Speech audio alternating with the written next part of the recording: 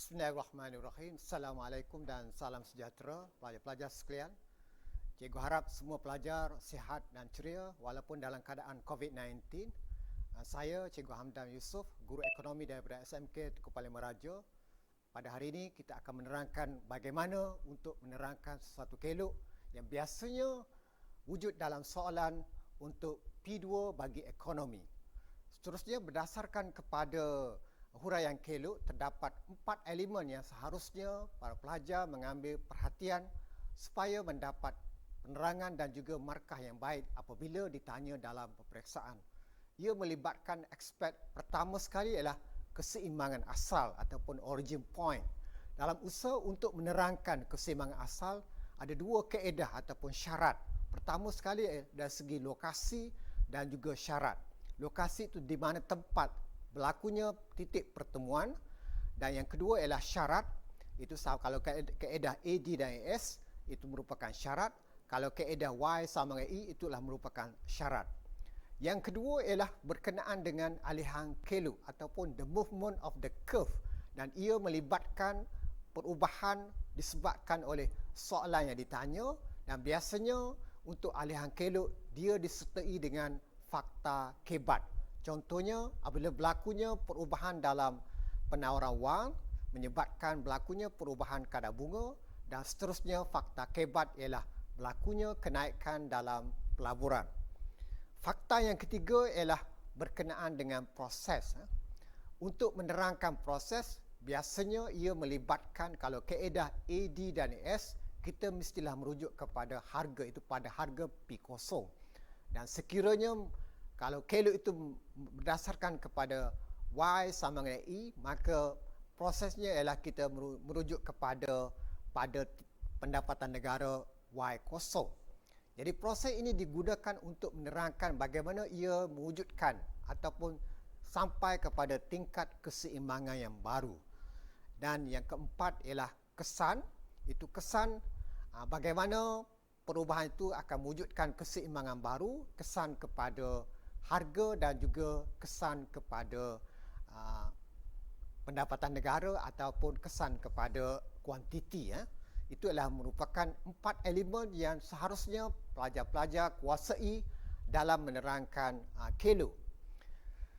Biasanya untuk kita menerangkan ataupun mahir dalam sesuatu kelok, kita mestilah berdasarkan kepada apa yang harus kita lakukan untuk mendapat satu skill ataupun kemahiran bagi para pelajar. Pertama sekali ialah pastikan kelok yang dilukis itu berujuk kepada paksi X dan paksi Y yang betul. Contohnya kalau kaedah AD dan S, paksi X mewakili pendapatan negara ataupun keluaran negara bersih, manakala paksi Y mewakili harga. Manakala kalau kaedah Y sama dengan AE, paksi X mewakili pendapatan negara, paksi Y mewakili perbelanjaan agregat. Manakala kalau kaedah bocoran dan suntikan, paksi X mewakili pendapatan negara, paksi Y mewakili bocoran dan suntikan. Itu ialah dari segi paksi. Yang kedua ialah dari segi label yang betul dan tepat.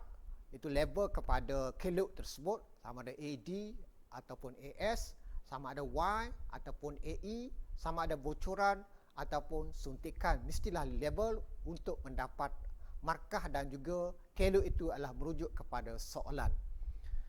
Yang ketiga ialah kita tandakan keseimbangan. Biasanya kita tandakan dengan huruf E yang menunjukkan keseimbangan. Itu apabila berlakunya persilangan di antara kelok AD dan juga kelok AS, ataupun apabila berlakunya persilangan di antara Y equal AE, ataupun berlakunya persilangan di antara fungsi bocoran dan juga fungsi suntikan. Di samping itu juga pastikan kelok yang dilukis adalah kemas, kerana ia menggambarkan kepada kemahiran dan juga kebolehan calon itu untuk menjawab soalan. Dan seterusnya ialah arah pergerakan kelok mestilah tepat, sama ada ke kiri ataupun ke kanan. Contohnya, sekiranya berlakunya kenaikan dalam bekal lawan, maka kelok yang bergerak ialah kelok AD ke kanan. Sekiranya berlaku perubahan teknologi, itu teknologi meningkat, kelok yang bergerak ialah kelok AS juga ke kanan. Dan seharusnya para pelajar untuk menguasai ataupun menjawab soalan supaya dia mahir dari segi kelok dan juga yang berkaitan, maka seharusnya para pelajar sekurang-kurangnya 1 kelok itu pelajar lukis minimal 20 kali untuk mendapat kemahiran dan juga penguasaan kepada kelok tersebut dari segi mahir dan juga cekap dalam menguasai dan juga melukis kelok. Seterusnya kita berdasarkan kepada soalan. Jadi biasanya dalam soalan huraian kelok ini terdapat 3 elemen yang penting yang biasanya keluar dalam soalan. Pertama sekali ialah kaedah AD dan AS. Yang kedua, kaedah Y sama dengan AE. Yang ketiga ialah kaedah bocoran dan suntikan, itu dalam tajuk keseimbangan dalam pendapatan negara. Dan soalan kelok juga boleh keluar dalam bab 4, iaitu berkenaan dengan wang dan bank, sama ada permintaan ataupun penawaran wang ataupun keseimbangan kadar bunga. Dan juga soalan kelok juga boleh disoal dalam tajuk PAB yang berkait dengan kadar tukaran asing, iaitu melibatkan permintaan dan penawaran mata wang asing. Di samping itu juga dia juga boleh ditanya dalam bentuk soalan yang berbentuk tarif, itu kesan tarif kepada keseimbangan pendapatan negara, itu dari segi harga dan juga kuantiti. Okey, saya merujuk kepada soalan yang berdasarkan kepada kaedah AD dan AS. Berdasarkan kepada soalan, contoh soalan dengan rajah kaedah ADAS, jelaskan kesan peningkatan bekalan wang melebihi peningkatan harga input. Jadi biasanya soalan ini ialah melibatkan pergerakan kedua-dua kelok, sama ada kelok AD dan juga kelok AS. Di samping itu juga pelajar haruslah ingat bahawa antara faktor yang menyebabkan kelok AD bergerak ke kanan ada 6 sebab. Pertama ialah kenaikan dalam C ataupun penggunaan. Yang kedua, kenaikan dalam pelaburan ataupun I, investment. Yang ketiga, kenaikan dalam perbelanjaan kerajaan ataupun G. Yang keempat, kenaikan dalam ekspor bersih, iaitu X tolak M. Yang kelima, kenaikan dalam bekalan wang. And the last one, yang akhir sekali ialah kejatuhan dalam cukai pendapatan. Okey, dari segi manakala penawaran agregat, dia juga boleh berubah. Antara faktornya ialah peningkatan teknologi. Kalau teknologi itu meningkat, dia akan bergerak ke kanan. Kejatuhan harga input dia juga akan bergerak ke kanan. Di samping itu juga dasar kerajaan, itu pemberian subsidi, dia boleh juga mempengaruhi kelok AS. Okey, saya berdasarkan kepada soalan tersebut. Jadi jelaskan peningkatan bekalan wang. Jadi dia akan menyebabkan pergerakan kelok AD. Dan berdasarkan kepada soalan ini, kita dapati peningkatan bekalan wang itu lebih besar, maka keloknya akan bergerak, AD bergerak lebih luas ataupun lebih jaraknya lebih berbanding dengan kelok AS. Manakala peningkatan harga input, dia akan menyebabkan kelok AS bergerak ke atas ataupun ke kiri daripada AS ke AS1, itu dari segi kelok. Jadi kelok paksi X mewakili pendapatan negara, manakala paksi Y mewakili harga. Setelah kita melukis kelok, itu yang melibatkan pergerakan kelok permintaan, agregat dan juga penawar agregat. Bagaimana menghuraikan kelok tersebut supaya pelajar mendapat markah yang baik seperti mana yang dikehendaki dalam soalan. Seperti mana yang saya jelaskan, untuk menerangkan kelok ada 4 elemen. Pertama sekali ialah keseimbangan asal. Bagaimana untuk menerangkan the origin point ataupun keseimbangan asal?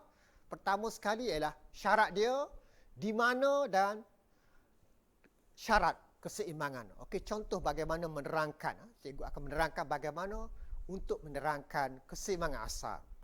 Keseimbangan asal, gunakan perkataan tersebut. Keseimbangan asal berlaku di mana? Itu di titik E apabila kelok AD bersila dengan kelok AS. Itu ialah di mana ataupun location. Syarat dia apabila AD bertemu ataupun bersila dengan AS. Itu ialah dari segi keseimbangan asal. Yang kedua ialah alihan kelok, the movement of the curve. Alihan kelok, ia melibatkan pergerakan kelok, maka dia kena disertai dengan fakta kebat. Jadi kita merujuk kepada soalan, apabila berlakunya peningkatan bekalan wang, maka menyebabkan kelok AD bergerak daripada AD ke AD1, itu ke kanan. Manakala peningkatan harga input akan menyebabkan kos pengeluaran meningkat, firma akan mengurangkan pengeluaran, kelok AS bergerak ke kiri ataupun ke atas daripada ASO ke AS1. Itu ialah dari segi alihan kelok. Yang ketiga ialah proses. Jadi proses berdasarkan kepada kaedah AD dan AS, kita gunakan perkataan pada harga P0. Jadi pada harga P0 kita dapati wujudnya lebihan AD, wujudnya lebihan permintaan agregat. Lebihan permintaan agregat ini akan mendorong firma untuk meningkatkan pengeluaran sehinggalah mencapai keseimbangan di I1. Itu ialah dari segi proses, bagaimana dia mencapai keseimbangan. And the last one is kesan. Kesan ni kita, bagaimana nak menerangkan kesan, itu merujuk kepada di mana dan syarat. Jadi cara huraian dia, keseimbangan baru pada titik I1 bila AD1 yang baru tu bersila dengan AS1. Kesannya kita dapati harga meningkat daripada P0 ke P1 dan keluaran negara bersih ataupun pendapatan negara increase ataupun meningkat dari Y0 ke Y1. Jadi di sini kita menggunakan perkataan dari untuk menunjukkan bahawa berlakunya peningkatan dari Y0 ke Y1. Itu ialah bagaimana kita menerangkan soalan yang berkaitan dengan kelok. Itu pastikan para pelajar dapat menguasai apabila kelok mestilah dia melibatkan 4 elemen yang saya jelaskan sebentar tadi, itu keseimbangan asal, alihan, proses dan kesan. Itu ialah contoh soalan yang pertama. Sekarang kita merujuk kepada contoh soalan yang kedua berdasarkan kepada kelok yang kedua. Okey, berdasarkan kepada kelok yang kedua, kita mengambil sampel iaitu dengan kaedah AEY, itu kaedah perbelanjaan agregat. Okey, soalan tu dengan rajah kaedah AE sama dengan Y, bagaimana peningkatan penawaran wang dapat meningkatkan pendapatan negara mengikut teori Keynes. Pertama sekali kita mestilah memahami kehendak soalan. Jadi peningkatan penawaran wang. Jadi ini akan memberi kesan kepada kelok AE, dan dalam komponen AE dia melibatkan C, I, G kalau 3 sektor, kalau 4 sektor C plus I plus G plus X minus M. Jadi sini kita andaikan ekonomi 3 sektor. Jadi dia akan menyebabkan kelok AE bergerak ke atas yang melibatkan perubahan kepada komponen I. Jadi kelok dia paksi X mewakili pendapatan negara, paksi Y mewakili perbelanjaan agregat, dan kita dapati berdasarkan kepada kelok tersebut, jadi kelok AE bergerak ke atas, AE ke AE1, dan komponen yang terlibat ialah pelaburan, kesan daripada peningkatan bekalan wang. Jadi bagaimana untuk menerangkan kelok tersebut? Seperti mana yang saya jelaskan sebelum ini, dia melibatkan 4 elemen: keseimbangan asal, alihan, proses dan kesan. Bagaimana menerangkan keseimbangan asal? Pertama sekali ialah dari segi location, tempat ataupun lokasi dan syarat. Bagaimana menerangkan keseimbangan asal berlaku pada titik E apabila Y bersila dengan AE. Itu C campur I campur G, dan pada pendapatan negara Y0. Itulah di mana dan syarat keseimbangan untuk kita menerangkan keseimbangan asal. Yang seterusnya ialah dari segi alihan kelok. Alihan kelok dia melibatkan pergerakan kelok. Jadi kita ambil kepada soalan, apabila berlakunya peningkatan penawaran wang, jadi ini akan menyebabkan, kalau mengikut teori Keynes, menyebabkan kadar bunga akan turun, dan apabila kadar bunga turun, pelaburan akan meningkat. Jadi yang berubah ialah pelaburan. Fakta kebat dia ialah kadar bunga turun dan pelaburan naik. Jadi ini ditunjukkan apabila pelaburan meningkat, ini ditunjukkan oleh kelok AE ke AE1 ataupun C plus I plus G ke C campur I1 campur G. Jadi kelok AE bergerak ke atas untuk alihan. Untuk proses, bagi kaedah Y sama dengan AE ataupun AE sama Y, kita menggunakan perkataan pada Y kosong. Pada Y kosong kita dapati wujudnya lebihan AE. Jadi lebihan perbelanja agregat berbanding dengan penawaran agregat. Jadi sebanyak EF. Jadi lebihan perbelanja agregat ini akan mendorong firma untuk meningkatkan pengeluaran. Firma-firma akan meningkatkan pengeluaran sehinggalah mencapai keseimbangan di E1. Itu ialah untuk proses. Dan yang keempat ialah kesan. Kesan bagaimana terang itu syarat dan juga kesan dia. Jadi keseimbangan baru tercapai pada E1 bila AE1 ataupun C campur I, 1 campur G bersila dengan garis Y. Jadi kesannya kita dapati pendapatan negara meningkat dari Y0 ke Y1 dan kita tambah sedikit sebanyak mana kenaikan dalam pendapatan negara adalah bergantung kepada pengganda. Kalau pengganda 5, maka pendapatan negara akan naik sebanyak 5 kali ganda. Okey, sekarang kita merujuk kepada kelok yang kedua, kelok yang ketiga. Itu berdasarkan kepada soalan itu dengan kaedah AD dan AS, terangkan kesan peningkatan kemahiran buruh mempengaruhi keseimbangan pendapatan negara. Jadi, pertama sekali soalan ini adalah untuk menerangkan bagaimana peningkatan kemahiran buruh itu akan mempengaruhi pendapatan negara naik ataupun turun. Jadi kelok yang terlibat ialah kelok AS. Seperti mana yang saya jelaskan tadi dalam slot yang sebelum ini, kenaikan dalam AS ada beberapa faktor. Pertama sekali ialah peningkatan produktiviti, peningkatan dalam teknologi, kejatuhan dalam harga input, dasar kerajaan itu kerajaan memberi lebih banyak subsidi akan mempengaruhi AS. Jadi kelok AS sahaja bergerak. Itu bergerak ke kanan.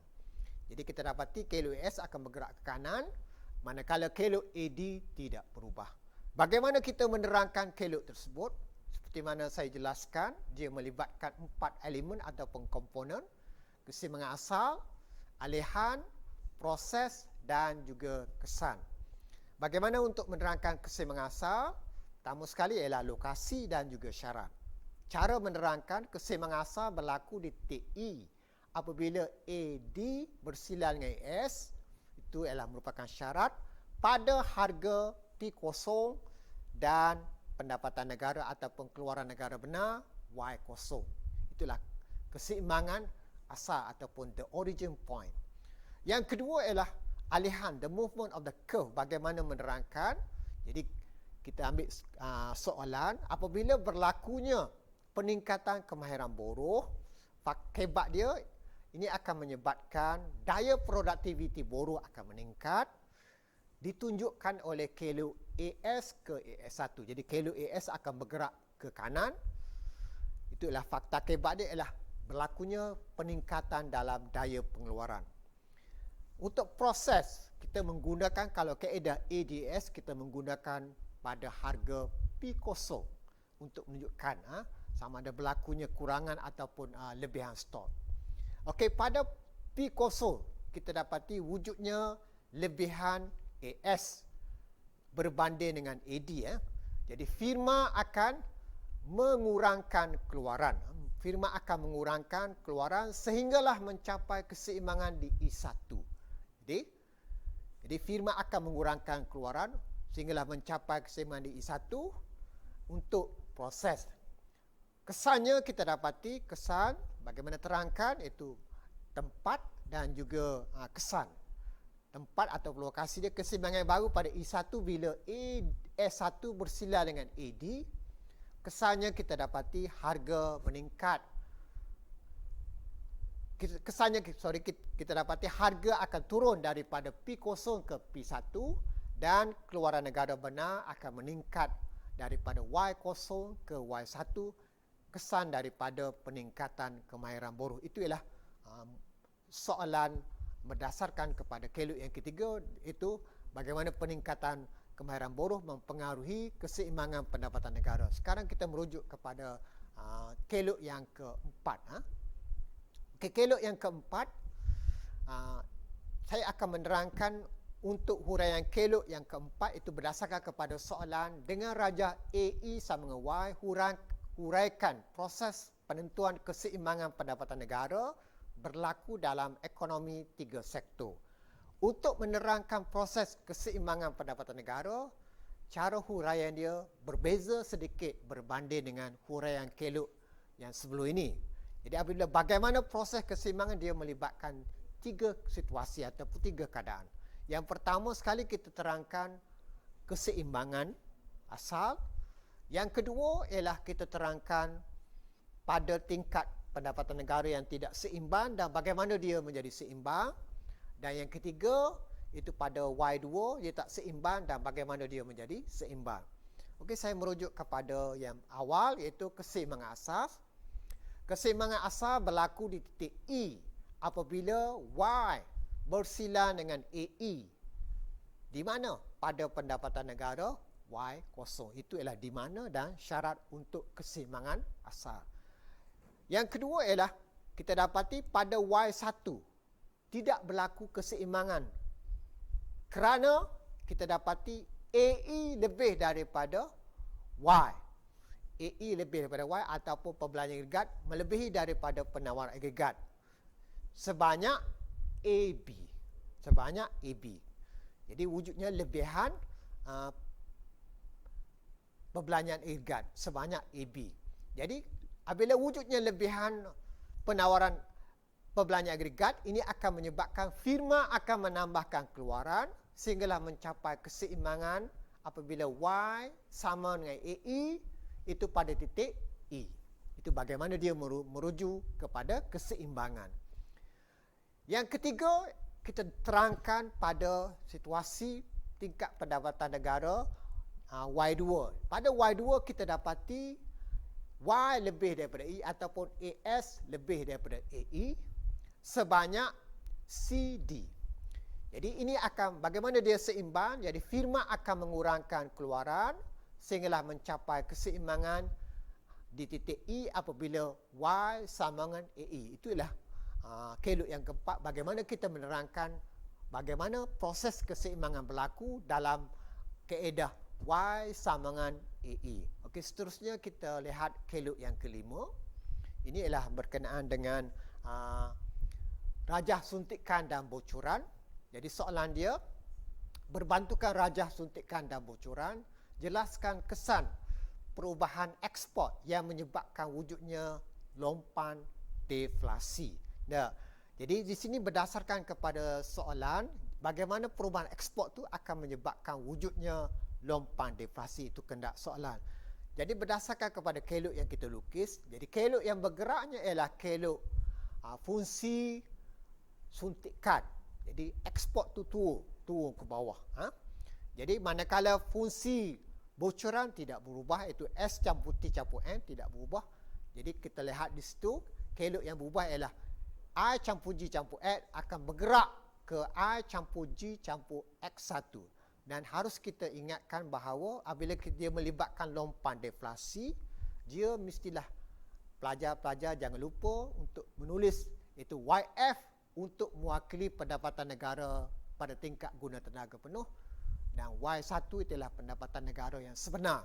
Kerana lompan deflasi adalah satu keadaan di mana pendapatan negara mencapai keseimbangan di bawah pendapatan negara guna tenaga penuh.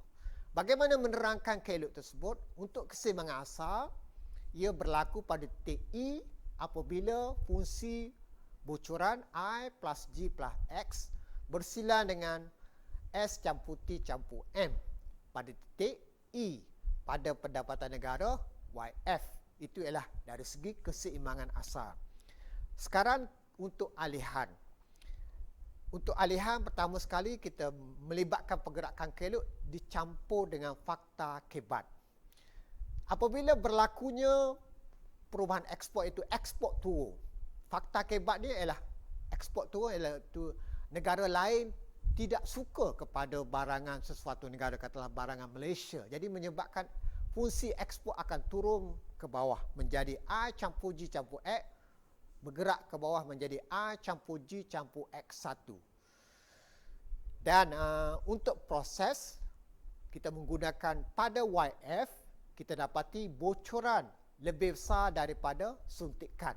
Bocoran lebih besar daripada suntikan sebanyak EF. Dan ini mendorong firma untuk mengurangkan keluaran. Kesan daripada wujudnya lebihan stok. Jadi firma akan mengurangkan secara perlahan-lahan sehinggalah mencapai keseimbangan di I1. Itu ialah untuk proses.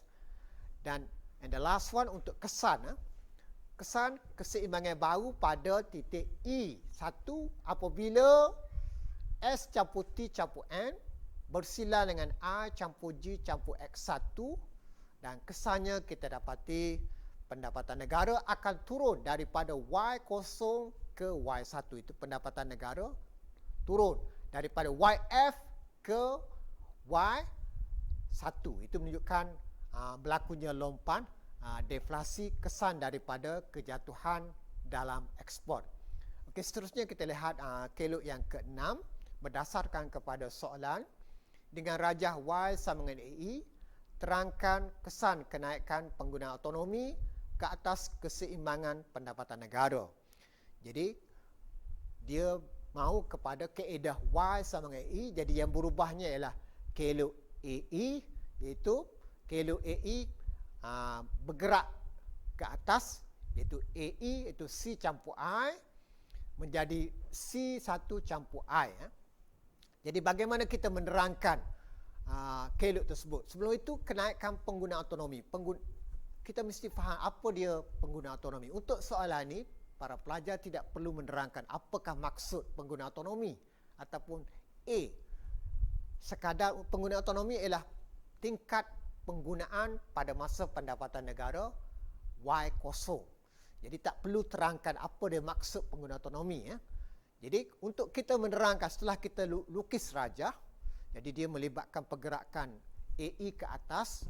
Jadi bagaimana kita menerangkan rajah? Seperti mana yang saya jelaskan, dia melibatkan 4 elemen: asal, alihan, proses dan kesan.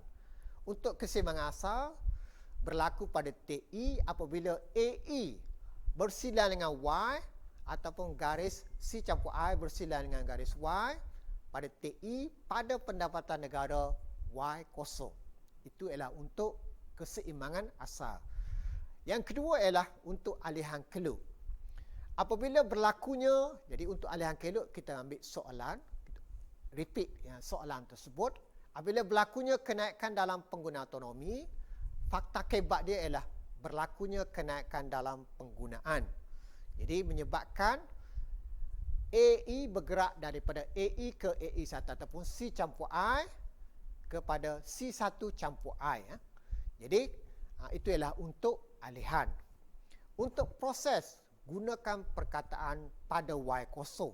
Jadi pada Y0 kita dapati wujudnya lebihan AE, itu sebanyak EF. Jadi lebihan AE ini akan menyebabkan firma-firma akan meningkatkan pengeluaran. Barang dalam ekonomi tidak ada, maka ini akan menyebabkan firma akan menambahkan keluaran secara perlahan-lahan sehinggalah mencapai keseimbangan di I1. Untuk kesan, keseimbangan baru pada titik I1 bila AE1 bersila dengan Y. Jadi kesannya pendapatan negara akan meningkat daripada Y0 ke Y1, dan banyak mana kenaikan dalam Y bergantung kepada pengganda. Itu ialah merujuk kepada soalan ke-6, iaitu kenaikan pengguna autonomi ke atas keseimbangan pendapatan negara mengikut kaedah Y sama dengan AE. Okay, sekarang kita merujuk kepada kelok yang ketiga, kelok yang ke-7, iaitu dengan rajah terangkan kesan kenaikan dolar US berbanding dengan ringgit Malaysia apabila bilangan pelajar Malaysia ke US semakin ramai ataupun semakin bertambah. Jadi kelok ni ialah melibatkan kelok permintaan dan kelok penawaran mata wang asing. Jadi penawaran mata wang asing ni ialah kita merujuk kepada permintaan dolar, manakala kelok penawaran ialah penawaran dolar. Paksiat mewakili kuantiti dolar manakala paksi Y Rn/US dollar. Dan kita harus ingat permintaan dolar, antara faktor-faktor menyebabkan kelok permintaan dolar bergerak ke kanan, pertama sekali ialah apabila ramai minta dolar US. Contohnya, rakyat Malaysia ingin melabur ke US, rakyat Malaysia ingin melancur ke US, rakyat Malaysia ingin mendapat rawatan di US, ataupun ramai rakyat Malaysia menghantar wang kepada anak mereka yang berada di US. Itu adalah antara faktor-faktor yang menyebabkan kelok permintaan dolar bergerak ke kanan. Jadi apabila bilangan pelajar Malaysia ke US semakin ramai, menunjukkan bahawa ramai keluarga, sama ada ibu ataupun bapa, akan menghantar wang kepada anak mereka di Amerika. Jadi ini akan menyebabkan permintaan dolar US akan meningkat. Jadi kelok yang bergeraknya adalah kelok permintaan dolar. Okey, untuk kelok seperti mana yang saya jelaskan sebelum ini, dia melibatkan, walaupun kelok PAB, dia juga adalah sama, itu melibatkan keseimbangan asal, alihan, proses dan juga kesan. Untuk keseimbangan asal, jadi keseimbangan berlaku pada titik E apabila kelok permintaan dolar bersila dengan kelok penawaran dolar pada kadar tukaran 1 US dollar sama dengan RM3 dan kuantiti dolar ialah Q0. Itu ialah untuk keseimbangan asal. Yang seterusnya ialah untuk alihan. Alihan pergerakan kelok campur fakta kebat. Jadi kita ambil kepada soalan, apabila ramai rakyat Malaysia ingin belajar di US, ini akan menyebabkan fakta kebat dia ialah permintaan dolar akan meningkat. Jadi oleh sebab itu kelok permintaan dolar bergerak daripada DD ke DD1. Itu ialah untuk alihan. Untuk proses, jadi kita gunakan pada harga. Pada harga 1 US dollar sama dengan RM3, kita dapati wujudnya lebihan permintaan dolar. Wujudnya lebihan permintaan dolar. Jadi lebihan permintaan dolar ini akan menyebabkan nilai dolar akan naik secara perlahan-lahan sehinggalah mencapai keseimbangan di E1. Jadi itu adalah proses. Jadi kita gunakan pada harga berapa. Dan untuk kesan, seperti mana saya jelaskan sebelum ini, kesan di mana keseimbangan dan kesan kepada harga. Untuk kesan, keseimbangan baru pada titik E1 apabila kelok DD1, kelok permintaan dolar yang baru, bersilian dengan kelok penawaran dolar. Kesannya kita dapati nilai dolar naik daripada 1 US dollar RM3 kepada 1 US dollar sama dengan RM3.5. Dan kuantiti dolar akan meningkat daripada Q0 ke Q1. Jadi kesannya nilai dolar akan meningkat, kuantiti dolar akan juga meningkat, ataupun dengan kata lain nilai RM akan turun dan kita dapati kuantiti dolar juga akan meningkat. Itu ialah bagaimana kesan kenaikan dalam pelajar-pelajar Malaysia belajar di US akan memberi kesan kepada nilai dolar, itu nilai dolar meningkat dan kuantiti dolar juga akan meningkat. Jadi itu sedikit berkenaan dengan huraian kelok.